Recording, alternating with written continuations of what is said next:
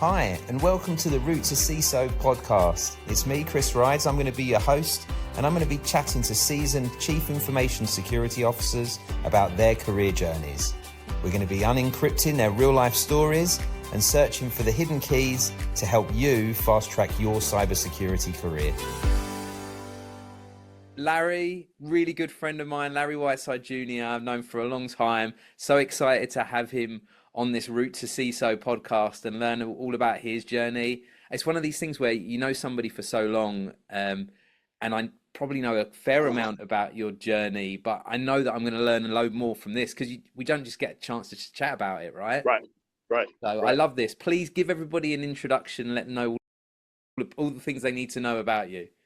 Sure. So Larry Whiteside Jr. I am currently the CISO for RegScale. I'm 30 plus years in this industry. I'm an ex-Air Force officer. I ran information warfare for the Pentagon, and separated, then jumped into private sector back in like 2002.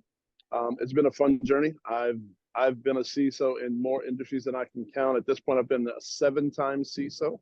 And I have a lot of fun. I love what I do. The most impactful thing I've done, though, I love being a CISO, but the most impactful thing I've done is co-founded an organization called Cybersecurity. If you don't know about Cybersecurity is a not-for-profit geared at increasing diversity in the field of cybersecurity, right? Because we need more diversity. There's a lot of value as we think about it, because the threat actors have a ton of diversity in what they're doing. So I think we need to have it as well. Yep, 100% agree with you. I'm on board with that. We've done a few sort of conversations and panels around diversity, and you're just doing an amazing job. It's been going for a while. It must have helped so many people by now. So yes, great job. So I want to go back. I want to jump into your career, and I want to go back to your very sort of first start. How did you even break into cyber, or how did you find your way into it? It's interesting. I sort of tripped into cyber. When I got out of college, I thought I was going to be a developer. I got a computer science degree, and I was like, I loved coding in class. And I stress in class Right. because while I was in school, I got an internship at Motorola. 500 million lines of COBOL code. Yeah, not so much fun. You want to put somebody off development, that's what you need to do, right? Yeah, it was not fun at all. So when I graduated, I was like, I'm not coding. Like, that's not happening. So I was trying to figure out what to do, and my grandfather, who was a Tuskegee Airman, God rest his soul, said, "Hey, you should go apply and get your commission to the Air Force." I'm like, "Grandpa, like, I'm not. I don't want to be in the military. Like, no." And he says, "Please, like, just go talk to him. We're always going to need pilots, but that tech stuff is going to go away. Go be a pilot." I'm like, okay. I said, I'm going to go talk to him. So I went and talked to a recruiter, and they told me about the tech careers that you could have in the military. I was like, oh, well, wait, what? So I joined the military, and I ended up in IT. But what happened was, the year I joined in '94, the military at that time was going under a transformation and going down this pathway to defense in depth and firewalls and all this stuff. So me getting this job, we had one of the early versions of what's called of what we call the NOC, right, or a SOC today, right? We had the base network control center, and so one of my first jobs was being responsible for this base network control center. And then firewalls got introduced, and I went up to Hanscom Air Force Base and had some conversations at Andrews Air Force Base, and I started implementing these security tools. And I was like, whoa, like, IT was fun, but this security stuff is way, way more fun. And so that was sort of my entry into it. And then it just sort of carried on from there as the threats continued to grow, both in the military and outside the military. And when I got to the Pentagon, and I was there for 4 years, and I was looking at what my next phase was, the commercial side, right, of being out of the military, there was just so much money to be made, right? And I just realized at that time, I had a family of 2 with the third on the way. And I was like, I never really saw myself as a lifer anyway. So I went ahead and, parachuted out and jumped into the private sector. And how much of a struggle was it to make that move? Because there's so many people that I speak to, and so many people in our industry that are wanting to, move out or even retiring out, and getting that first opportunity in the industry is often really tough. It is. So here's the reality, right? So part of this is based on the role that you have while you're in the service. So the Mhm. Air Force, roles in the Air Force tend to directly correlate more closely to civilian roles than most of the other services, right? And my role did. But a lot of roles, right? When you're in the field, when you're wartime situations, those types of things, roles that a lot of people transitioning out of the military don't always directly correlate to roles in civilian. So it's Mhm. hard to try and understand what the role is that's going to fit you and what is your military experience. What portion of that is going to tie to what role, right? Because driving a tank isn't going to tie to a role, right? That's Yeah. right. Being an MP isn't going to tie to something in cyber, right? So maybe intelligence, right? Maybe if you were in cyber command, right? There's some roles, but that's one of the big pieces. So for those military members who are trying to transition out of the military into cybersecurity in the private sector, right? Try and identify what are some of the things you did that align to the roles you want, right? That it's really creating that tie. But for military members trying to transition, the beautiful thing is there are tons of organizations, diversity being one, because we're big on veterans, Mhm. that are willing to help train and get and upskill veterans if they didn't like it. So if they're an MP or if they were in some other career field outside of cyber, there's a lot of training that's going to be offered to them for free as veterans to try and get them upskilled. Because the one thing we know for pretty much every veteran that's coming out of the military going into the private sector is that integrity is job one. Yeah. And being a cyber professional, that's what matters, right? That's the beginning of it, integrity. Yeah, I love that. And you're absolutely spot on. Like when I think about it, when I speak to people that are in the military or coming out of the forces or whatever it is, it's almost like speaking a different language. They literally could be talking about the same thing, but we've got completely different words for it, or and so it is a lot of that is kind of making that match between the two. I know there's things like skill bridge, right? Am I right Yep, with that? Um, yep. and obviously Cyversity are helping like make that bridge across. Is there like an easy, I don't know what route you took, but what I tend to find is some of them move into contracting, like government contractors as Yes. the middle ground first, because there's an Right. easier understanding. Is that pretty typical? It is. It's pretty typical for me. So understand the complexity that we have in cybersecurity today versus the complexity we had, you know, 22 years ago when I got out, vastly different. So there was a much more direct correlation. We were dealing with firewalls, we were dealing with routers, we were dealing with ACLs, we were dealing with, antivirus, we were doing vulnerability scans, we were doing risk assessment. A lot of those things directly correlated. But right, you look at it right now, the military and the private sector have gone in very different directions. Where in the private sector, you're using public cloud, you use the military, you're not using a lot of those types of technologies. They aren't playing around in Azure. They aren't playing around crap, um, Yeah, GCP. They GCP or aren't whatever. playing Yeah, around AWS. They aren't playing around in those things as much as you do in private sector, right? So there's this jump that you have to make. They're doing it some, right? So has got their Gov Cloud, right? yeah, Azure's got Gov Cloud, right? But the amount that you play in it, it's just different. So there's a little bit more of a steep learning curve coming out of the military today than when I came out. yeah. But it's understanding that, identifying the types of roles that you want when you get out, and starting to bridge. What is the experience I bring that aligns to that role? And what's the verbiage that I need to learn to transition into that type of role?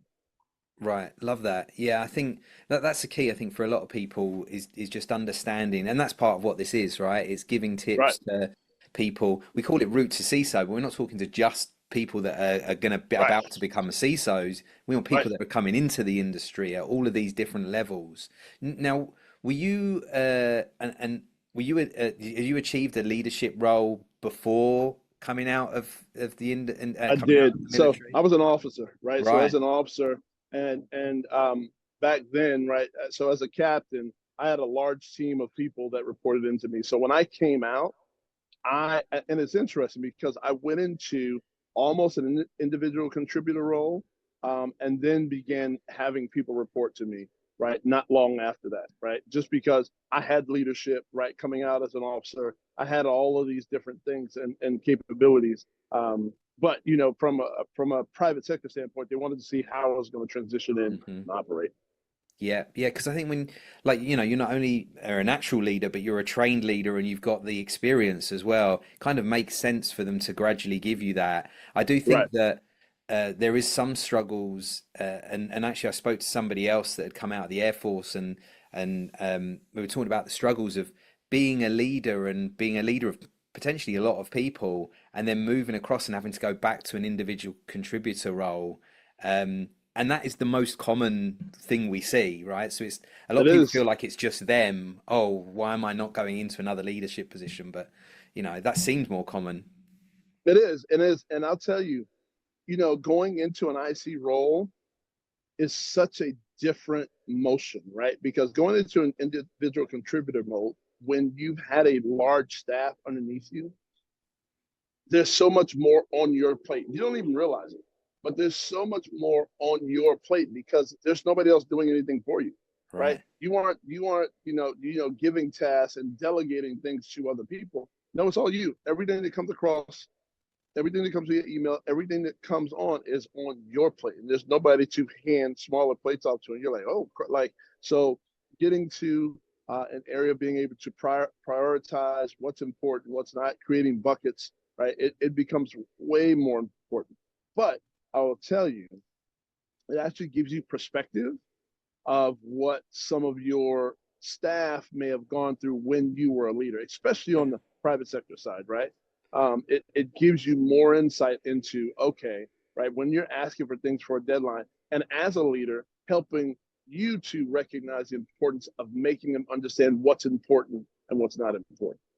Yeah, I should imagine it probably helps when as you're saying you're setting deadlines or you need certain things done. It's hard to do that when you don't understand how much work is involved in that piece of work, right? So, oh, that Yep, sounds like it's really easy, or even some people can make things look really easy, and then you give it to somebody else who's never done it before, and it's going to take them two or three times as long, and you right. don't necessarily get that, right? Yep. So that's good. And then, so when they gradually gave you sort of quite quickly leadership opportunities. What do you think? What was the reasoning? Obviously, I know you had the experience before, but was there anything that you felt that you did when you got into industry, or things that helped them say, right, this person's ready, right? Larry's ready. Let's give him some hires. Yeah, so for me, the first role that I got, I was sort of a team lead, like I was an advisor. Though no one reported to me, everybody came to me asking questions, right? Right. People just naturally, and I naturally gave responses to people when we would be in a big team meeting, and I was naturally just telling other people, hey, did you think about this? Hey, have you thought about this? Here's some things you should think through. Here's, right. So because of the nature of how I operate anyways, where I'm always about everybody else and wanting to make sure everybody else succeeds, it just demonstrated, oh, Larry is a person because of that personality and because of this demonstrated leadership capability, right, of what he's done in the Air Force. Yeah, he's just automatically somebody that we could put in that type of role because he's gonna be able to help guide his team.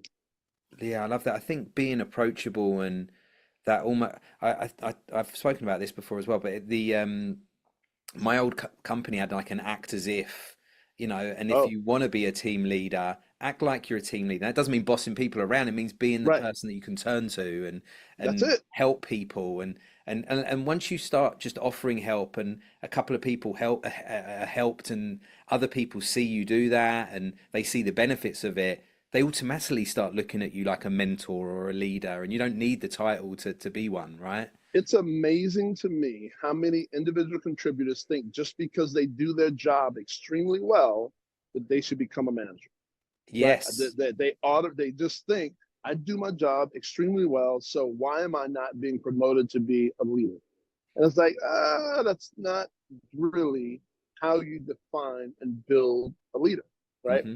All right, leader is a component of leadership, right? Leadership is about being viewed as someone who is leading other people directly and indirectly, right? And so as an IC, if you aren't demonstrating that you can indirectly lead others, right? Yeah. You operate in your bubble and you do your bubble real well. Great, congratulations. Like you're a valued team member, Yeah. right?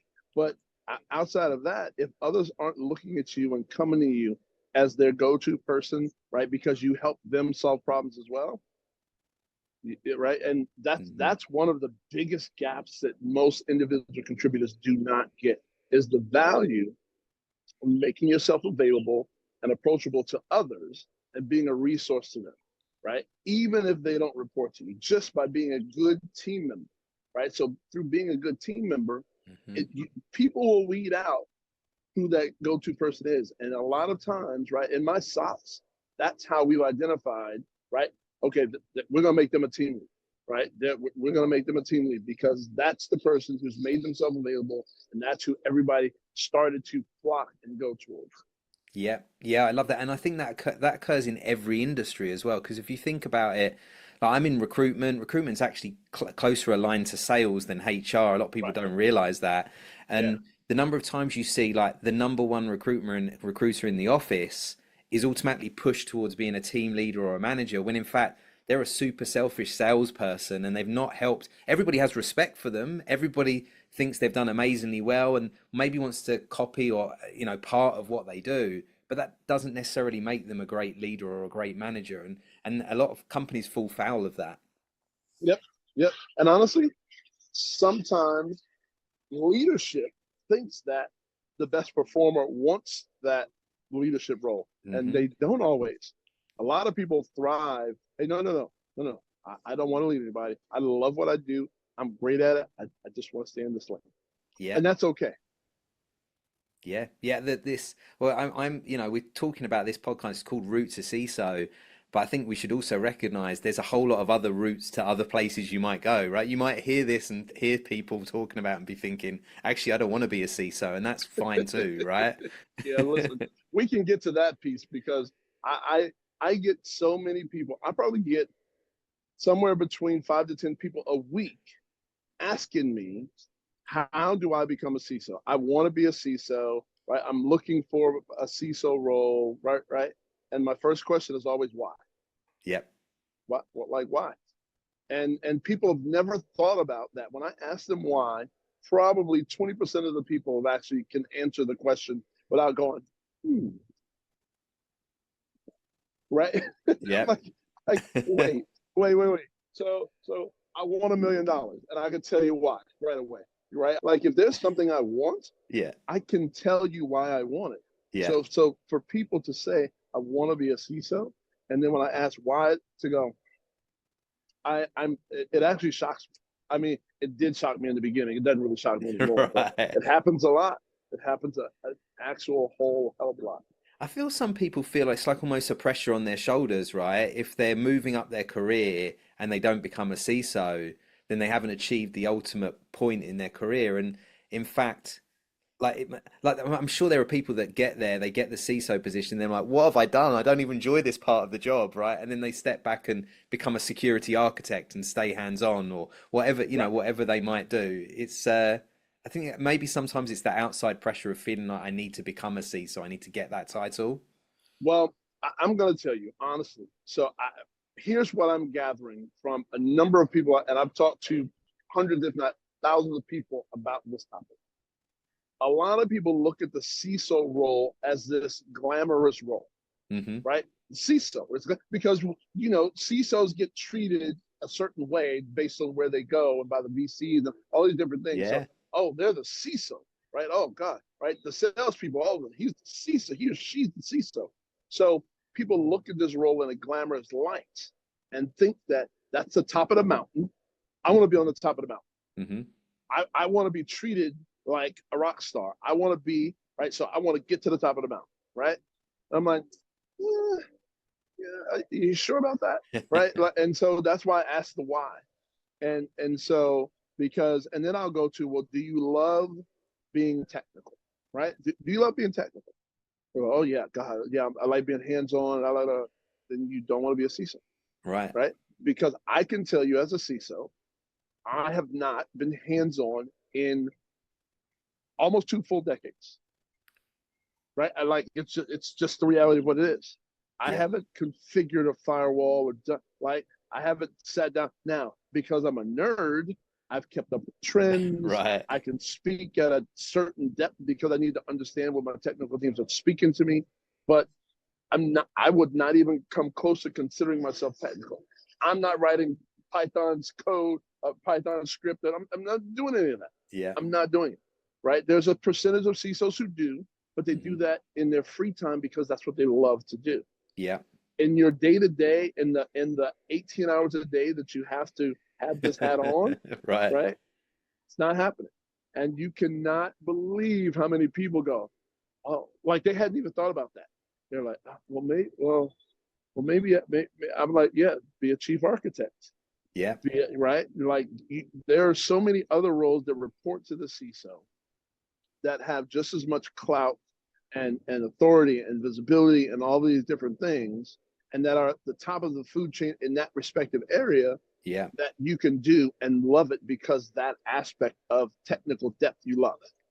But the CISO, listen, if you aren't ready to talk operational metrics, if you aren't ready to talk business metrics, if you aren't ready to talk fiduciary responsibility, understand how to read a financial report, like those are the things you spend your time with, right?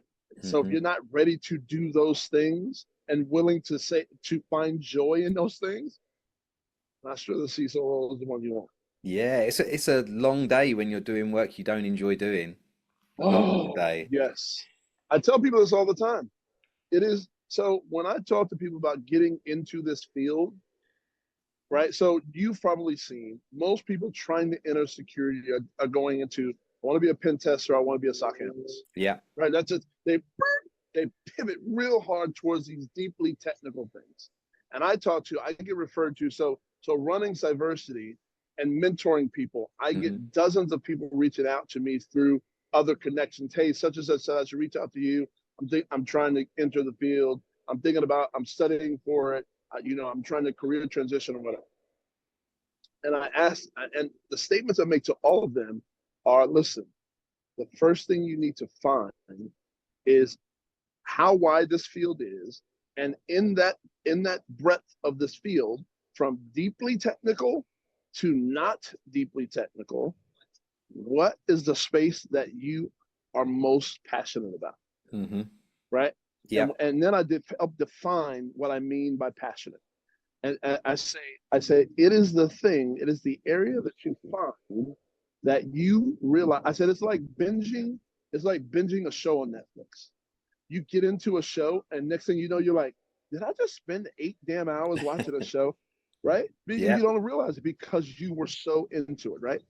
It's that is, what is that area of cyber that you dig into, and you are so into it, and you are so enthused by it, and you are so inquisitive about the components of it, that you spend 6, 8, 10, 12 hours doing it and don't even realize it. Yep. That's where your passion lies, right? Because that's what your job is going to be. Your job is not going to be, okay, I start at 8, I end at 5, I go home. Nope. Some days it might, most days it likely won't, right? And you're going to have these instances of long hours, right? And if you do that, and you don't love what you're doing, and you aren't passionate and inquisitive about it, you are going to burn out. Yep. Period, point blank, no question. You can last 5, maybe 7 years doing it, but at the end of that 5 or 7 years, you are going to be like, this is nonsense. I'm out. I can't do this anymore, right? Because you didn't find your passion. Yeah, 100%. And in fact, it's funny because that answer is almost like word for word what I say when people ask me, like, what certification shall I do? And like, if you've got no experience, right, the CISSP is the one that's going to be most recognized, but you can't get that unless you've got a certain amount of experience. So yeah, so you want everything else, then what certification should I do? Well, other than that, there's no other certification now, barring, I will say, some of the defense jobs and government jobs that require ones, right? So outside of that, anything else you do should be where does your passion lie? What are you interested in? Go and study that. 100%. And I said, listen, I've done just in the last year, from today to this time last year, in 1 year, I've probably done 30 CISO Hmm. In the 30 CISO panels I've done, I ask the exact same question of the CISO team. I say, hey, which will you hire first, certification or passion? 100% of the time, Yeah. the CISOs raise their hand for passion. 100%, not 99, not 90, 100% of the time, every CISO has raised their hand for passion. Uh-huh. Yeah. Yeah, totally. Every single person I speak to is the same. And I think that's quite part of those that are getting into cyber. It's like all the tips that we can kind of give them to show their passion and what can you do, like building labs, like do this sort of stuff. And these are things that you can put on your resume, even when you're not doing cybersecurity, a dedicated cybersecurity role. Listen, I'm glad you said that. So I literally just had a conversation with a young lady yesterday, and she asked me that question. Well, on my resume, how do I demonstrate passion? And I was like, okay. And I use one story all the time because to date, he is the best hire I've ever had. Hmm. Okay. So, and I'm actually he moved to Jacksonville, which is like 4 hours away, and he's coming into town Saturday, and we're going to have lunch Saturday, right? Nice. This kid, Jonathan, and I call him a kid, right? He's probably 30 now, but Jonathan Wilbur, he was in development. He was on the dev team, right? But I was building an application security team, Hmm. right, at the organization I was with. And so I needed someone who understood coding and development procedures and all this, right? And so I had I had a level 1 and a level 2 job, job posting created. And the head of development saw it, and he was like, "Hey, I think you should speak to Wilbur." I was like, "Okay," he's like, "Yeah, he's an intern, right? His first year here, blah blah blah." But man, he's like, he stood up an AWS environment with all the security features, and he built his own exchange. Like, oh, huh, okay, send him over. Had this conversation with him. Kid was great, and coming fresh out of college, I didn't hire him at a level 1. I hired him at a level 2. He Right. ended up being the lead for my application security team, and he had never done application security before. But the passion that he showed through showing me this AWS environment that he built and all this, I was like, holy crap. Like, yeah. And he was so passionate about it, Yep. right? And so he understood code, and I basically brought him over. He began reporting to me, and then I sat him right back in the development team, and he began working with them, right, from a security lens, helping them, right? It was phenomenal, right? Yeah. But I say that but he demonstrated passion. He didn't have a certification. Hmm. There was no security cert that he had, Yep. right? He went to school for a developer. He had a computer science degree, but he showed a passion in this area that I was like, yes. And he worked out to be amazing at his job, Yeah. right? He was amazing at his job, And the right? perfect champion to have in the team as well. But, what do you Right. want as security? You want a security champion working in the team where you're worried that your people are building vulnerabilities into whatever you're doing, right? Right. So he was able to speak secure coding principles. He was able to, right? And I took him put him through some classes for him to understand some of the basics of secure coding and some of those things. And, because he needed to understand some of the things and some of the goals that I wanted. But he was thrilled, and he learned them like that. And went in, I hired another guy underneath him, and he became the team lead.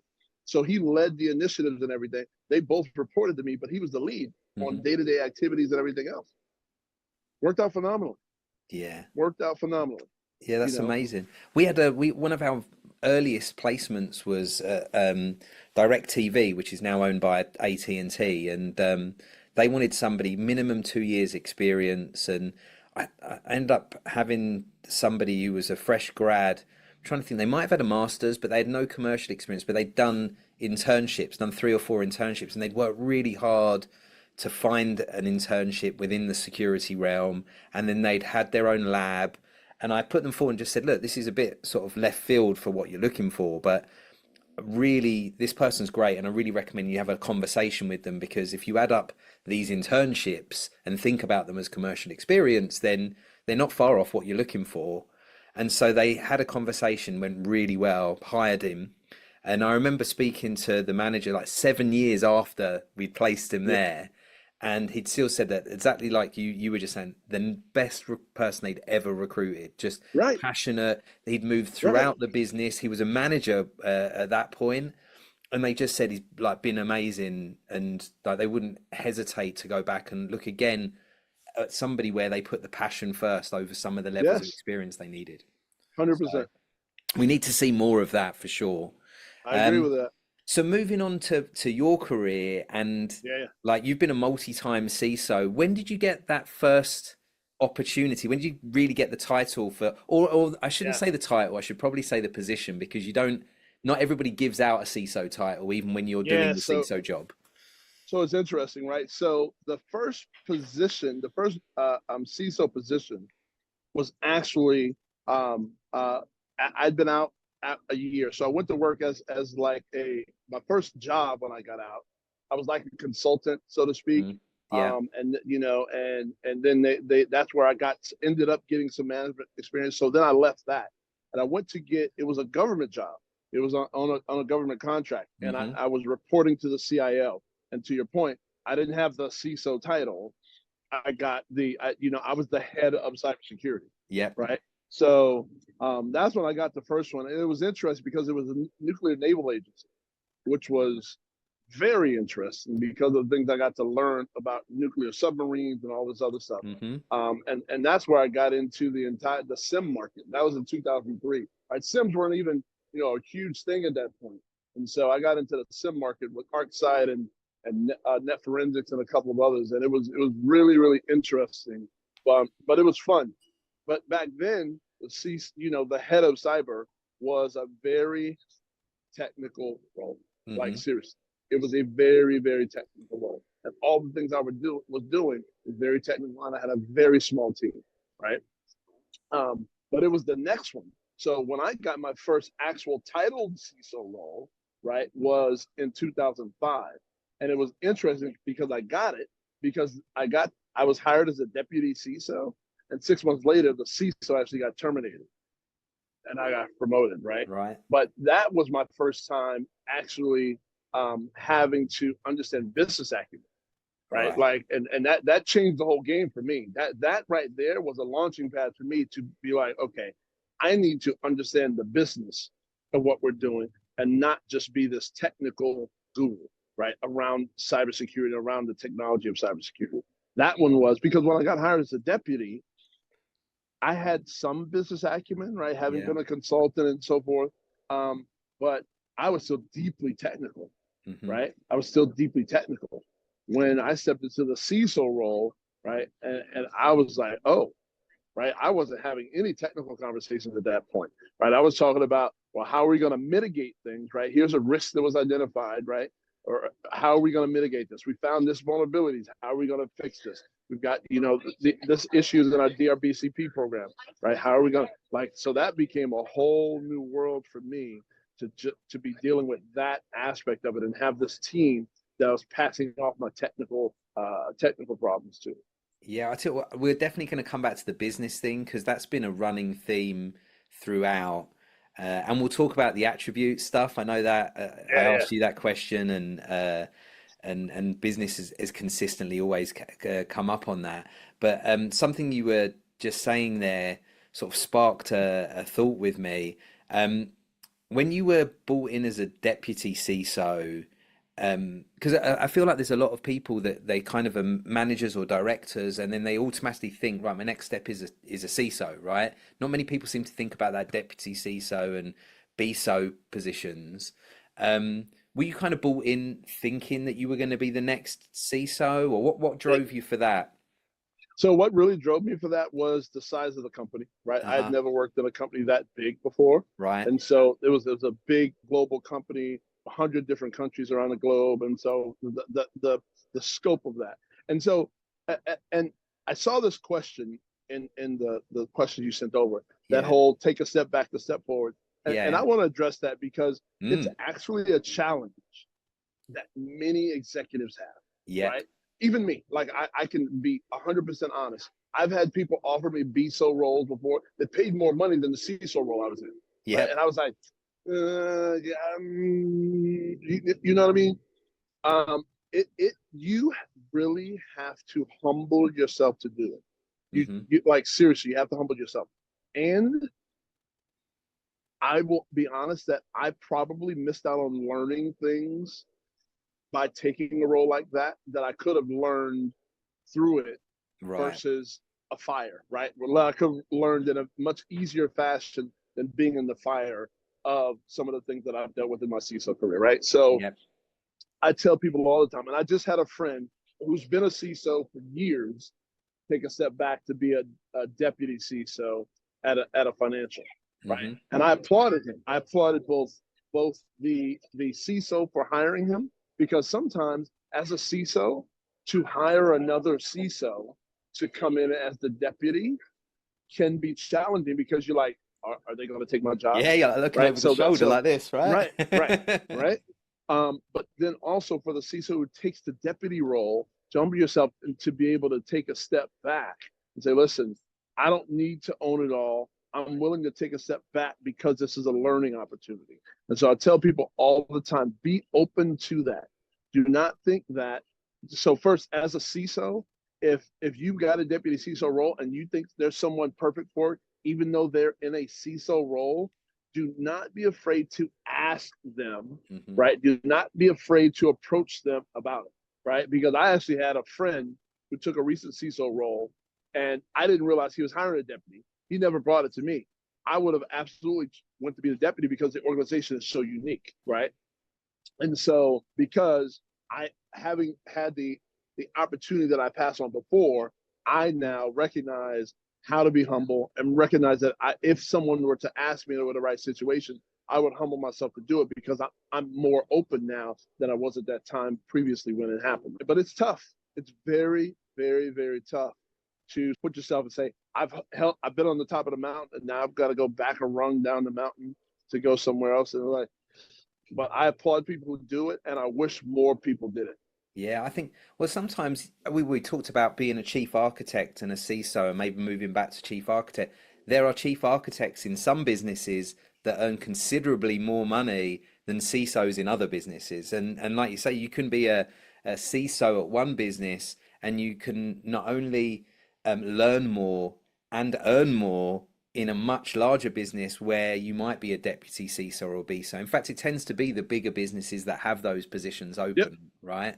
that's correct. And so they're great opportunities. And I think that's a great opportunity to make that step, because that's a challenge for a lot of people. How do they get the step up? How do they get the opportunity? There's very few CISO positions in the Right, world. And there are a lot of right, people that either are CISOs, experienced, or at the verge of doing it, and they can't do it in their current company. And so right. I think taking that opportunity and looking at the sidewards or backwards step and thinking about it as a longer term win. But like I say, but Well, you got to applaud people, and because for those on the outside who don't really understand, if you see somebody's LinkedIn and they're a CISO, and all of a sudden they're now a deputy CISO, in your head you're thinking, did they do something wrong? Or right, right, right, that's where your brain goes. right. Um, Yeah, but it's not all. That's not necessarily the case.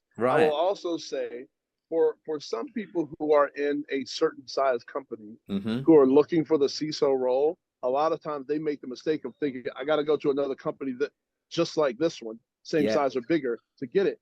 And again, the bigger the company, the smaller the number of CISO roles that exist in the world like that. Sometimes going to a smaller company can help you get the role and achieve the title without, and you honestly, it's sometimes a lot less stressful in my experience. I went from a big company to a smaller company. I was like, whoa, okay, this is not as bad as I thought it was going to be, right?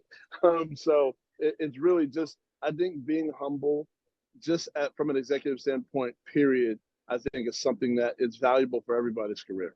Yeah, yeah, 100%. So, what in your career, what do you think the major turning points? Can you point to like certain things that happened to you, whether it was luck or judgment or hard work, but certain things Yeah, that just pushed you on to another level? yeah. So for me, one, it was, I'm gonna use a couple of them. So one was getting fired, right? Right. So getting fired is not fun. Like, No. to just be 100% transparent, to get fired, and it's common in our roles, right? It's unfortunately common, but Hmm. it's not fun. So that was one. But honestly, the biggest one for me was reporting to a CIO that I did like this with. Yeah. And the biggest example I'll use is I had a risk assessment done and it came back horrible. And his statement was to me was, "Don't show that to anyone." I was like, Right.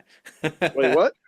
He Yeah. was like, "Yeah, right." And they wouldn't give me budget to mitigate. And I'm like, "Whoa, like, no, no, no, no, no." And I had to sort of go around him to get things done, right? For me, that was my biggest learning lesson because a lot of people, and you've seen this in certain instances today, where a lot of people are putting the company over themselves, Hmm. right? Meaning, Yeah. hey, these issues are happening, blah, blah, blah, blah, blah. I'm going to push this down because the company doesn't want to deal with it and they don't. The personal liability of the CISO today is huge. Yeah. And for me, it's more of an integrity thing. Like, whoa, no, no, this is my integrity, right? And my role as a CISO, number one is integrity, right? And so if we've got things that are going to negatively impact the business, I can't, with good conscience, push them down to the side and act like I don't see them. It's not a thing. Yeah. So in that instance, I went to the head of internal audit. Boop, boop. So the head of internal audit and told him, hey, so here's what's going on. I want you to know this. He brought it up at the board meeting. Literally, my CIO goes, Yeah. Oh. yeah, right? You hear a bunch of people complaining about reporting to the CIOs and so on and so on. And I'm all over the place on that because it Yeah. depends on the CIO. Like Devin Yes. Bryan was the CIO down at Carnival. He'd have been a great CIO to report into as a CISO because he's got a security mindset. He's been a security Yeah. practitioner his whole life, right? I've got a couple of friends that are former security executives that went on to become CIOs. They would be great CIOs to report into because they understand they've got a security mindset. So, but for me, that was my first time of having this decision to make. Do I push this down and keep this quiet? Or do I raise this and risk my job? Yeah. Right? All right. Do I raise this and risk my role and risk my job? And I raised it, and he was mad, but he didn't fire me. Right. Right. So Because no that's your problem. job, right? It's my job. Right. It's my job is to identify these things that help mitigate it for the business. I'm not doing this for Larry. I'm not doing this for my own personal well-being and benefit. No, it's for the business. So that was my big aha moment is that, you know what, my personal integrity is Hmm. bigger than the business, right? I'm not ever going to take on anything that's negative and going to potentially impact the business and just hold it just because my leadership team has said. Now, if the CEO says it, if the CEO comes back and says we're not doing any of that, right? But it's visible. Oh, listen, the CEO said it. All right, he signs my check, Yeah, yeah, right? yeah. I've got this But document. I've shown it to you, right? That's your decision what you right, want to do with it. absolutely, right. The business says, hey, I've shown it's the risk to their application, their system. Yeah, we don't want to do anything with it. Here, sign this document, right? I want to make sure, right? It's clear. I communicated this to the business, right? But you know, for me to just show it to him and then supposedly put it down in the corner and like, no, no, no, no. Yeah, it's probably So another that another good reason why people, well, it's not a bad step to be a deputy CISO or a BISO first, because your name's not on the door, right? So watch somebody else take that and see how they deal with it and learn from it and feel some like learn from somebody else's pain rather than your own, I guess. yep, there is opportunity there. And now with the SEC rules and Mm, everything coming down, we're watching the Tim Brown case and everything happening. Yeah, it's a new world, right? And yeah, so going into CISO roles, right? If you don't have D&O insurance, if you don't have, E&O possibly, like there's a whole, if yeah, you don't have an employment contract, there's a whole lot of things that need to be considered today when going into a CISO role. yeah, yeah. How do you think? So with all of those things, like for the people that are sort of getting their first CISO role, I always imagine it's quite hard because you're so excited about getting the CISO role to necessarily ask all the right questions. What sort of questions should those people be asking when they go into their first CISO role? And your first CISO role, it's a couple of things. A, at a broad spectrum, comp plan, and it Yeah. should be a multi-structured comp plan, right? Hmm. Which is base salary, bonus, and long-term incentives, right? Yeah. Those three things, and then protections, right? Protections is, right, do I have insurance, right? Is there insurance? Am I covered under D&O insurance? Am I covered under E&O insurance? And then lastly is reporting structure, right? Oh, and part of protections is employment contract. See, what a lot of people don't realize is most C-level executives across most organizations have employment contract. That if something happens and they get termed within the window of that employment contract, they have to get paid out. Yep. Most CISOs, unfortunately, don't have employment contracts. And when they do get termed, they have to go through this negotiation of what does severance look like? Am I getting severance? Am I not? Blah, blah, blah, am I getting standard severance that a regular employee gets where it's, certain amount per years and and a CISO shouldn't have to do that. Right. Like if we're really CISO, that shouldn't be the thing that we have to go through. But for the majority of us, that's what it is. Right. Yeah. Yeah. It's tough. And I guess when the excitement is just there because your goal has maybe been this for such a long time that you forget about the things that you really need to know. You're too busy thinking about this is who I'm going to be. I'm the CISO, and I get to go to those special little executive forums at the conferences that I wasn't allowed to go to last time. Well, and here's an unfortunate reality: diverse CISO candidates, right, that are getting they have this I'm so grateful for the opportunity. You just take what they give you. I've done that. I can honestly say I've done that for years in my career, unfortunately, because I've missed that. Like in one organization, I was talking to another executive that I became really close friends with, and he had an additional bonus structure. I'm like, wait. I said, wait. So there's an executive bonus on top of our performance bonus? I don't have that. He's like, what? How do you not have it? Right? Yeah. So I was like, but because again, that you're making so much money and you're just thinking, oh, I'm so thankful for the opportunity. Thank you, right? And you don't start to have those conversations. And sometimes having those conversations, the company will rule you out. But I'm going to just tell you, if the company's not willing to honor you in that way, it might not be the company for you. Right. Yeah, especially where there's probably other CISOs asking that question too. If they're going to eventually have to make the decision based on the CISO that doesn't ask the difficult question, you then have to wonder whether they're getting the right CISO. Right? Are they taking on or hiring the right person? Because you need somebody who can speak up and speak clearly about what they need and communicate well, right? Rather than people that hide from the scary stuff. That's the last person you want as a CISO. Right, exactly. There's a lot of scary stuff. It's funny because with this, I would love to have more, it's tough because it isn't very diverse at the CISO level. I mean, it's there's not enough diversity in our industry anyway, but at the CISO level, there's even less so. And I do find it, quite difficult. I've reached out to a lot of CISOs and I would love to get more diversity as we build this. It's very early days as we build this, get some more diversity onto it. But then the flip side is, you start getting feedback, and I've seen this, that there are some CISOs that they're like, I don't want to be on a panel just because it's a diversity panel or because we talk about diversity. So I don't know what the answer to that is, because diversity will come up, and it comes up no matter whether you're diverse or not. It comes up as a discussion point. But how do you get around that stuff? I don't know what the answer is, but you might know more. You're so heavily involved in improving that in our industry.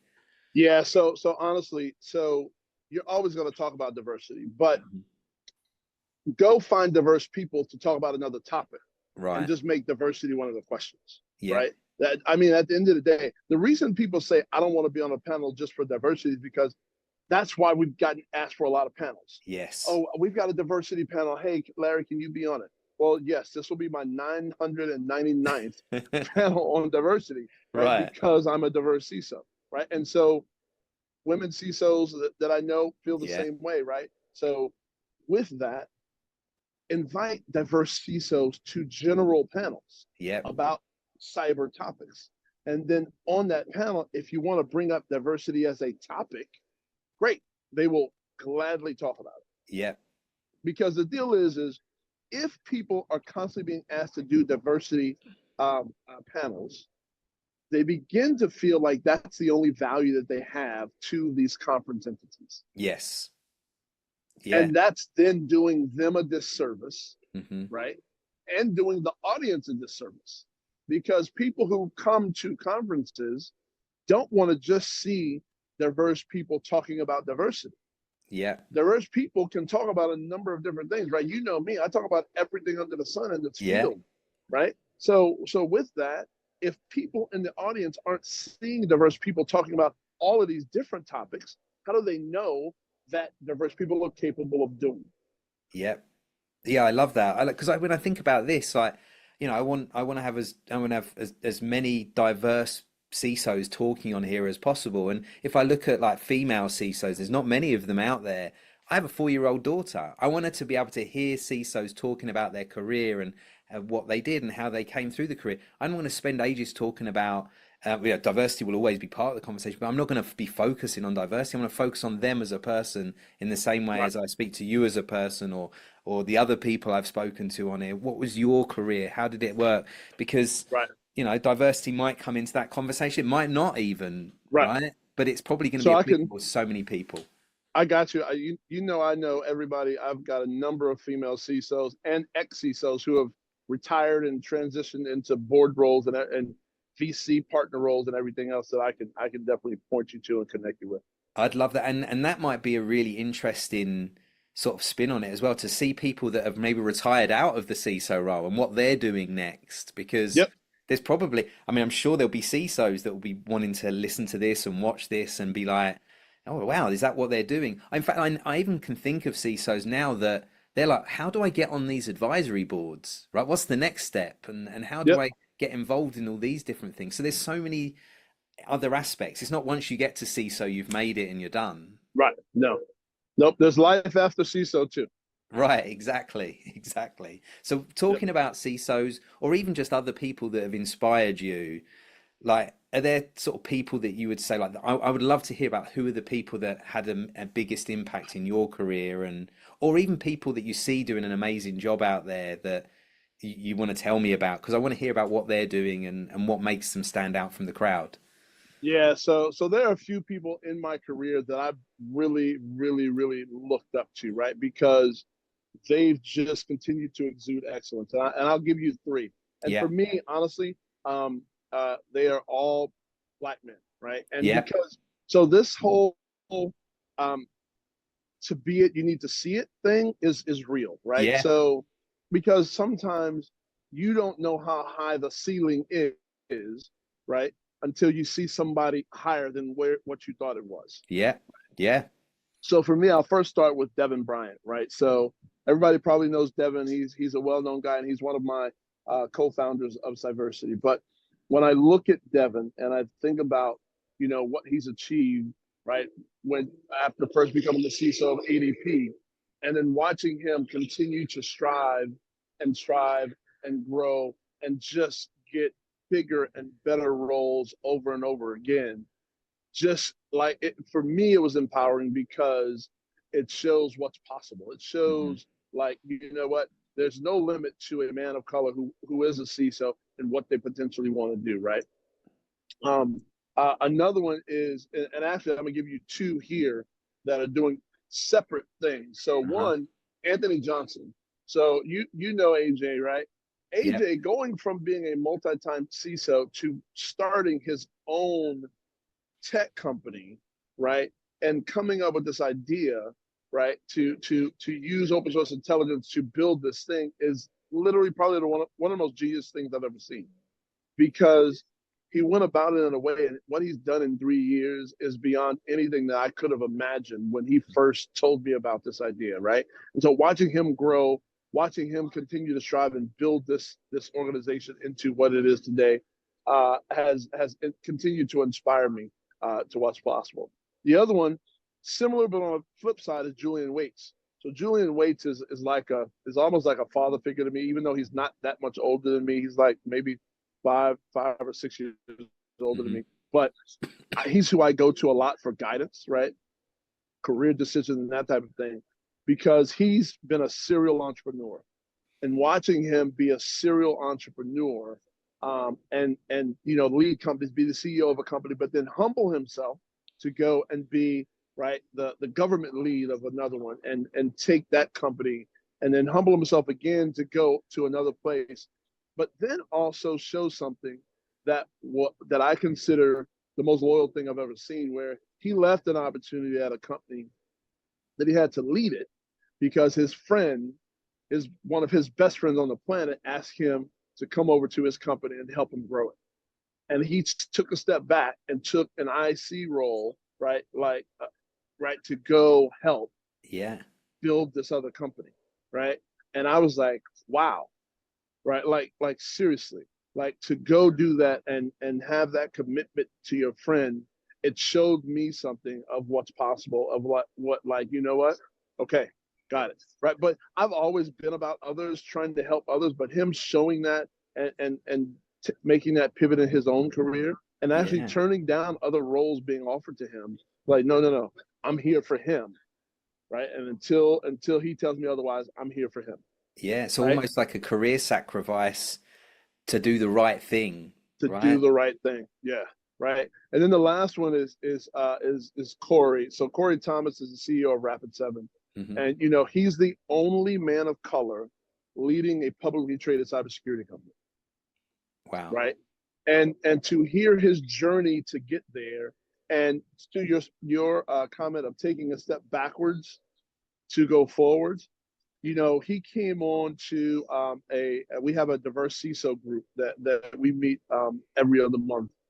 He came on and just sort of told us his journey, and to hear how he took steps backwards, and you know reduction in pay by a third, and then by another percentage, to then be able to step forward, but the entire time knowing his worth, and really not just asking the hard questions, but putting lines in the ground. Oh, you want me to do this? Great, I'll do it if you do this. If Right. I'm successful at what you asked me to do, this is what I need from you. Yeah.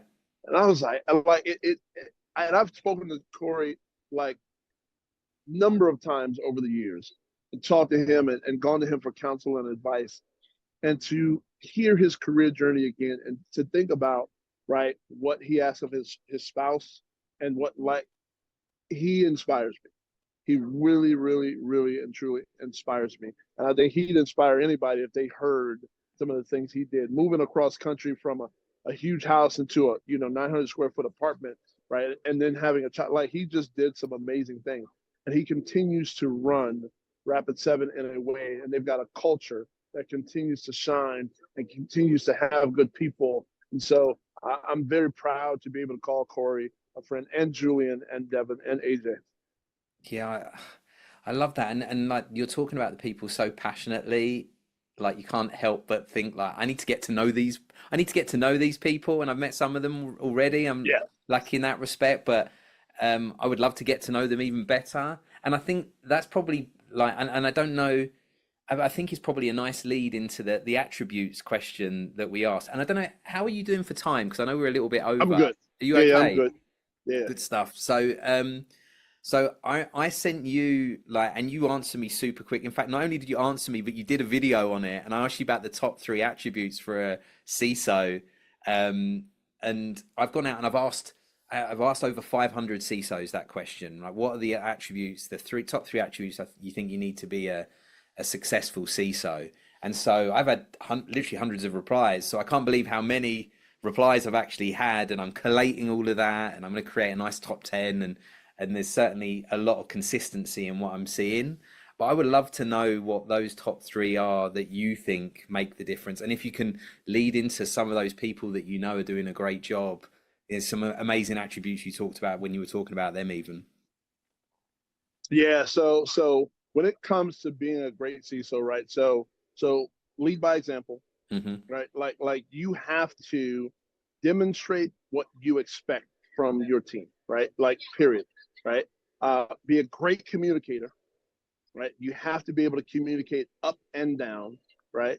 And you have to have extremely good business acumen, right? Meaning understand what your business is at a very deep level, the financials associated with it, and how what you do mitigates the risk to that, right? Because if you can't communicate that and demonstrate leadership to your team through your actions, everything's going to fail.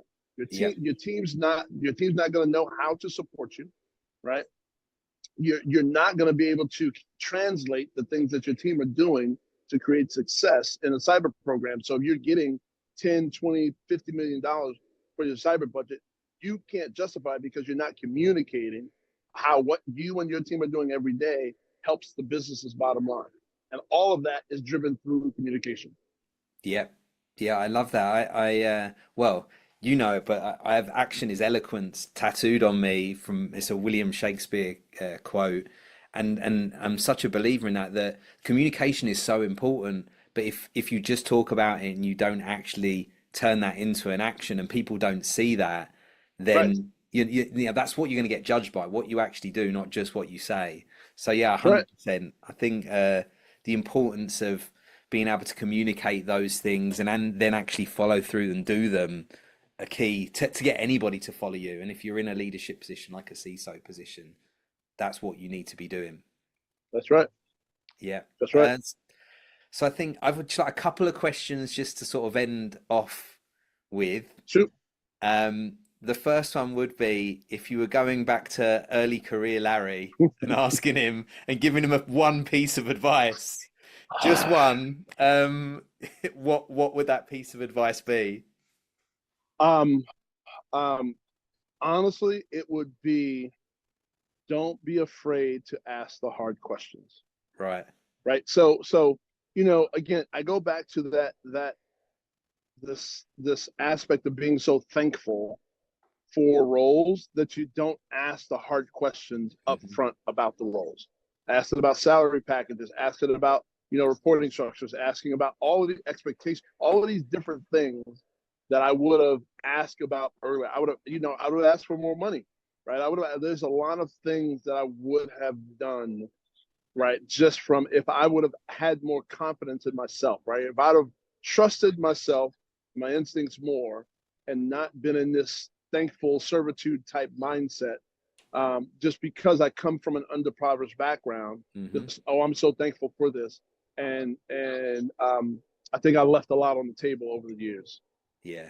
Yeah, I think so. But I think to be fair to you, like that asking the difficult question comes with that self-assurance and self-confidence that comes with Yes, career time, right? The long, as you 100%. get an age, even as you get older, you tend to be more confident, you tend to be braver in the questions you ask and just that Right, more self-assured. So yeah, I think like make if you can give that to an earlier self, that'd be something I'd give to my earlier self as well, right? right, That plus right. like buy early Amazon shares, Oh, you dude, know. yes. Amazon, Tesla, like there's a whole bunch of them. Yeah, 100%. So that's great. And then just my real last question as a person that runs a staffing company, I'm sure there's a lot of people out there that are looking to be hired, and we know that in the current market there's been quite a lot of layoffs. So I think a lot of the stuff we've talked about is important to hear, including having to take steps backwards to take steps forward. People Yeah. maybe being in those positions right now. Um, but as being a hiring manager for a long time, like how do people stand out? What do they need to do? Because you're getting 500 applications for every job now, right? And that's very different from 2 years ago. So Yeah. what do people need to do? I'll talk about one thing we already talked about first, but then I'll give the second thing. Mm, So number one, passion. Document your passions on your resume, right? Like you got to put that on there. You got to be clear about it, right? And it's not saying this is my passion. It is, hey, I built this lab, right? Did this. I spend, you know, 3 hours a day doing this thing. I've read these books, right? All of those things are aligned to you having a passion about something, right? yeah, So that's one, demonstrate your passion. But understanding that resumes have to get past bots, that right? I tell everybody there's three levels to get to a hiring manager. There's I'll start with this finger because it would have been weird to end on that finger. yeah, that might be awkward. So, right. So, What a way to so, end the so, podcast. right. So to get past the bots, right? So you got the bots. You then got HR or whoever the Yeah, recruiting recruiter, specialist whoever. is, Yeah, and then you finally get to the hiring manager or the right. So with that, in order to get to this, right? Utilize your network. Mm-hmm. Today's job market is 30% what you know and 70% who you know. Yeah. Right? Utilize your network. I tell people all the time, when you go to apply to a role in an organization, right, that you see that you like, you need to see who in the potential hiring manager role am I connected to? Yep. Oh, right. And it doesn't have to be the hiring manager. It can be somebody on their team, right? I was like, oh, right. John reports to the hiring manager. I don't know John directly, but Chris knows John. Hey, Chris, I'm about to apply to this job at ABC. I see you're connected to John. Could you get the resume to John? It's going to be on his team, or it's going to be on the team that he reports into the guy who's doing the hiring. That then gets your resume past those levels, so it's at least viewed by somebody, and you can then maybe get feedback from John, and John will say, yeah, so resumes that are coming through look like such and such, and they have all these things on it. You don't really have enough of the experience, or you need to highlight a couple of these things. Get this back to me after you've made these changes, and then I'll get it in front of them. But it gives you way more of a chance than just applying on LinkedIn or applying on Indeed or applying on the jobs web space. 100%. And there are companies out there that their internal process and rules are that if somebody's been recommended internally, then they must be spoken to, right? So you automatically you must have a conversation. Now, it might not be a full interview, but you will at least have some, because once somebody internally, there's nothing like, I know, like if I say to somebody, oh, I recommend somebody for this job, they're really good, and then the person doesn't even bother getting a phone call back, you then just annoyed the person that works internally. They're never going to recommend anybody ever again. So, that process is pretty common. So, no, I think two amazing pieces of advice and lots of advice in the conversation. I think so much for people to learn.